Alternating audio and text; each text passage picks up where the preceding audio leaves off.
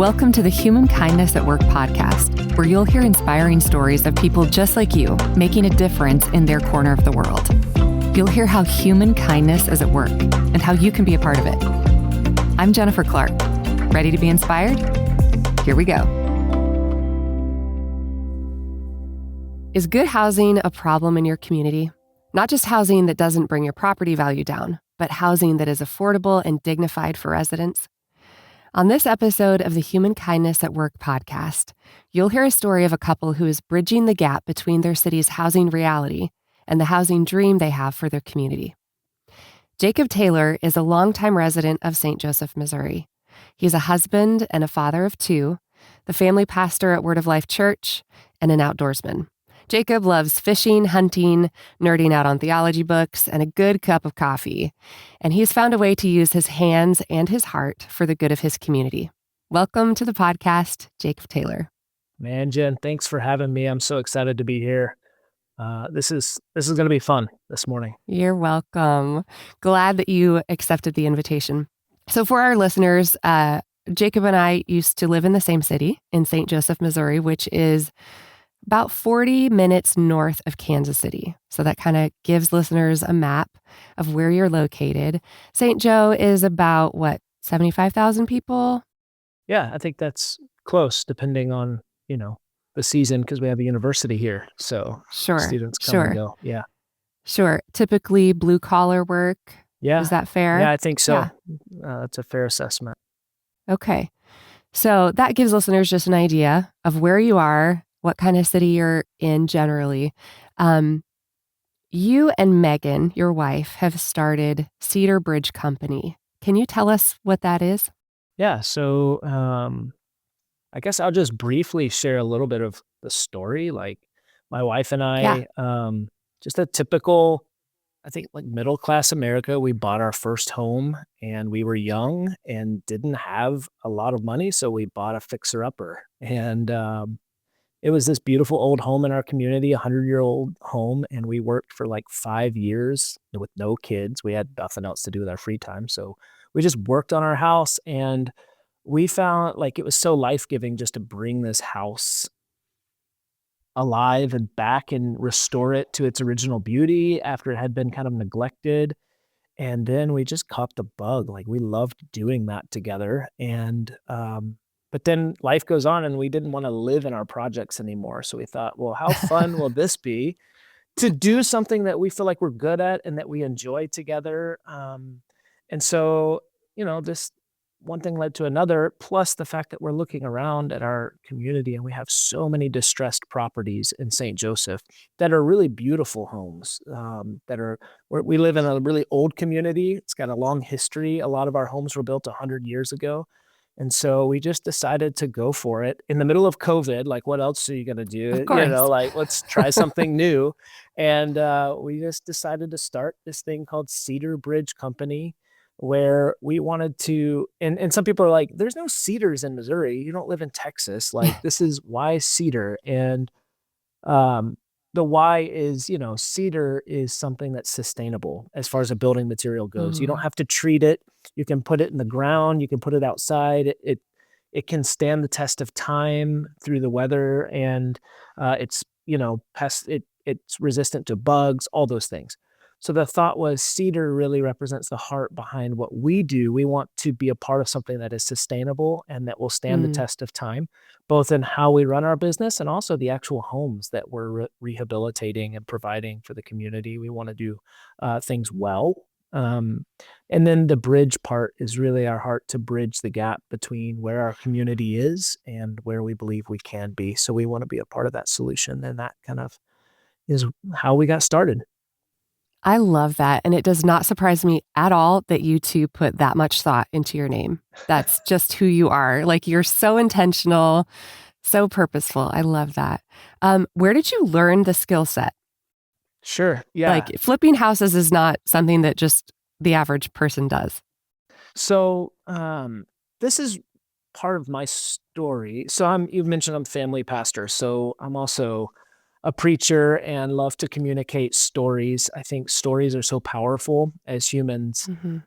We can learn so much because every one of us is living a story. And then when we hear other people's stories, I think it can help encourage us and inspire us in our own life. And so for me, looking back over our story, I feel like most of the things that have been my greatest pain points in life have become my greatest gifts later in life. Oof, Like we don't learn from the moments that are comfortable in life. We normally learn our for greatest sure. lessons from the biggest challenges in life. And so even as a young person, 10, 11 years old, my parents divorced, and my mom went down a journey of difficulty and in her own way. She struggled with substance abuse, ended up homeless at one point. So that's like one part of my story. But then Wow. my dad was kind of the one in that season who really took over, parenting us, but also providing a home. He went from one income, two incomes, my mom and my dad both working full time, to one income. And now he's trying to make ends meet. And so he Hmm. worked for the U.S. Postal Service. He was a good old mailman, and no, he didn't stay. He worked in an office at this point with the Postal Service, and so in the evenings and weekends to make ends meet, he started a remodeling business. So he did Oh, wow. construction work as a 20-something-year-old in life. And so he had the skills and know-how. He started remodeling houses and doing odd jobs, handyman jobs in the evenings and weekends. And he forced me to work with him. Child labor. No, he paid me a decent wage, but I hated it as a teenager. My Huh. evenings and weekends, my job was working for my dad, holding ladders, holding the board while he was cutting it. But I learned so much Wow. through those years. It was probably one of like the hardest seasons of my life as a teenager. And yet it really gave me a lot of the skills to navigate the difficulties of life. And also I learned how to remodel houses. I learned more than I thought Wow. I did. So anyway, and I'll kind of come back to this part with my mom, but it's just been neat to see how life can just become beautiful, even though it can be very painful. So that was the foundation for learning was my dad. I hated it as a teenager so much, and now I'm so grateful that I learned all those things. Mm. It's that tapestry of grace that you always Oh talk man, about, right? so Like, yeah. yeah, when you look at the front, it's beautiful. The back is of that tapestry is kind of crazy, but man, yeah, that's beautiful. Okay, so you and Megan have this kind of mantra to flip the city, um, especially for those who haven't been in St. Joe or lived in St. Joseph. Why is flip the city your mantra? So I grew up in the suburbs of Atlanta, Georgia, and I moved. My brother lived out here in Missouri when I graduated high school. I moved out here and met Megan at that time and just kind of stayed. But where I come from, in the suburbs of Atlanta, everything is manicured. Everything is. I didn't realize it growing up, but then I moved to like this rural part of Missouri, St. Joseph. It's kind of an agricultural hub city for a lot of rural communities that are around us. But and there's a lot of cool, wonderful things about this community. But to be honest, coming from like the pretty suburbs of Atlanta to this town that honestly our median income is the national poverty line. So Mm, like as a city we are poor, and so then to see just driving around, poverty is obviously on paper a financial statistic, but it's also like it can have this kind of mentality that takes over. And mm, so the whole community has a median income that is poor, but it also has this kind of standard, um, I think, view of life that is a poverty mentality. And so it felt like I moved here and I realized like, man, most people just walk around with a chip on their shoulder and they're always talking mm, about how terrible this place is and why would you ever come here? And for some reason, my strange self just thought, well, this is a perfect place for me to settle down because I feel like I in some small way could make a difference here. This place needs mm, people who, and in my, being for me, following Jesus, I'm like, well, I'm in life called to be a light in the darkness and some kind of change agent in the world that I live in. Let's put down some roots in this place and try to make a difference. And so I don't even know what the original question was, but flip the city. There Flipping it the is. city. So this has been a long journey. I've been here since 2003. So 21 years I've lived now in Wow. St. Joseph, longer than Atlanta. And I have seen a flip happening, not just houses. I mean, that's just kind of a play on words. We flip houses, so let's flip the city. Sure. But it's more than that. Let's not just, we will flip houses as a part of our greater desire to flip the mentality of our city, that this is not a place that's going down the tubes. This is a beautiful place that has a long history, and the people here matter, and the next generation is growing up. I have some friends in the real estate business who we were in conversations at the very beginning, and they they could have left and moved for a job or whatever, but they stayed and they said, we want to make a difference here. I had another friend who said, Mm, we got in real estate because we want to see our community changed, because this is the place we're raising our kids, and so we have a yeah. vested interest in the health of this city.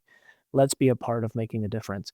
So that whole mentality is where Flip the City came from. It's, yes, let's flip homes, but let's flip our mentality in life and start I seeing love things, that. yeah, in a different way. Okay, let's talk about this, Jake. Flipping the city means, yes, you're doing great things for other people, but it's true that you also have an income from this, correct? Yeah. This is another source. It's not your main job, but this is a source of income for you. Um, I just keep thinking that in the circle that I grew up in, uh, giving this, really giving equaled sacrifice, total sacrifice, and getting nothing in return. I'm not saying that's what was spoken to me, but that's kind of what I walked away with. And so I, as a young adult, had this idea of, in order to really be a representation of who I believe God is, in order to show human kindness to the world around me, I needed to totally sacrifice everything, not get anything in return. And I think that's a little messed up. This idea, I do think that sometimes giving does require total sacrifice. There's no doubt about that. And any kind of giving requires some sacrifice. But this idea that a rising tide lifts all boats is really something that I've latched onto in my later years as an adult. Talk about that. What do you think about that? As far as giving sacrificially and earning an income, how does that hit you? Yeah. So, uh, first of all, it's that saying, a rising tide lifts all boats. I was thinking about this. When we provide quality housing, there's the obvious, like, okay, here's someone who lived in some terrible housing situation that was full of, bed bugs, and the landlord won't address it. And I mean, oh man, there's just some terrible living conditions. The roof is leaking, all these things, mold is growing, their kids are suffering, and the landlord just won't do anything about it. Oh, well, we want to provide quality housing. And that seems like doing good in the community. Yes, that's like an obvious to me. But what Mm-hmm. I've seen in our business, and this will come full circle, our willingness to take the risk to build this business has provided food on the table for so many people. I think about Hmm. my contractor and his family. We have a contractor we work with. He has 9 guys on his crew, and every one of them provides for their family because we took the risk of doing business in this way. Not only that, but my property manager that's going to manage the rental property afterwards, her and her partner provide for their family. The realtor that I use to list our flip properties is an income for their family. And then, I'm just thinking, of Yeah. course, all the you could say the tax dollars. I mean, taxes is whatever, but I have to think about all the ways. Like every time I pay property tax on any of these properties, we're investing in the schools and libraries and things in our community. So I'm seeing like our willingness to say, yeah, we're going to go, because business is risk. There is risk involved. You've got to Yep, take the for leap. sure. But to circle back, would we take the risk if we just if there was no reward? Like, no, we're not going to start a business if it's not financially like going to be profitable and sustainable. And then for our family, our motivation, I mean, I have kids. I want to build a future for them and give them some financial stability in life. I want to, just like anyone. And so it's like, it doesn't have to be either or. It can be both and. Yeah. And Yes. um, my joy, I mean, come on, anybody, like the joy of getting a fat check in life, you get money in your Sure. Christmas card as a kid and you're like, this is awesome. Like it's so fun to earn money. And I think that's something I was raised with, hard work and seeing the rewards of that hard work. But then the additional joy and honestly the lasting joy of thinking about the lives impacted by good Hmm. work with integrity and sustainability. The more profitable we are, the more opportunities we have to expand that business to provide for even more people that work with us and Yes. for us, and the future of our city. And so it's all good. I Yeah. love it. But that means we have to be good at remodeling houses, but we've got to be good at bookkeeping and, watching our expenses. And there's a ton in it that we're learning along the way of like, man, we got to be really good business people as well. Hmm. So I hope that as people are listening, that they have light bulbs going off like, oh, I've had this idea to start this business, or just some way that they can affect their community. I just hope that they're inspired by this specific act of human kindness at work, because I think it's beautiful. I think you're right. It does not have to be either or. It can be both um, and I think it's a great example. yeah, and I would say What? it. Sorry to cut you off. If people No, go are ahead. on the fence, I have found that you never start if you don't just start. So there is a sense in which, So like, I true. mean, you're doing the same thing. You've started so many Yep. new things. Like you don't know it all and you won't know it all. Like do your research, do your due diligence, but then eventually just start. And I would say don't start alone. Find people that will be in your corner. Find people that know more than you. Find people that you can go to lunch with and say, I'm really stuck on this. What do you see that I'm not seeing? Don't do it alone, but at some point you just got to go and learn along the Yeah. way. Yeah. It's true. And I think that's true of most things in life, not just business, but anything. Absolutely. Like you want to make a difference, you gotta jump. You have an idea, an inspiration, go for it. Just start. I think that's beautiful advice. Um, Jacob, is there anything else that you would share with listeners who want to make a difference where they are, whether it has to do with housing or something else? Uh, Something you could leave us with. you know, I think what we do in life is going to be different for all of us. For Megan and I, how we do this has been just as important as what we're doing. And Mm, um, that's true of like, we want to be profitable. So let's be smart with the way that we run our business. But we also want, I'll say this, a mantra that I have is it takes a lifetime to build a reputation and a moment to lose it. mm, And so for us, we are growing in our community and the influence and the work that we're doing. So we're building a reputation, and especially in housing, I know when I have a decision to make about whether we're going to fix a repair or how are we going to spend the extra money and cut into our profits to do something right?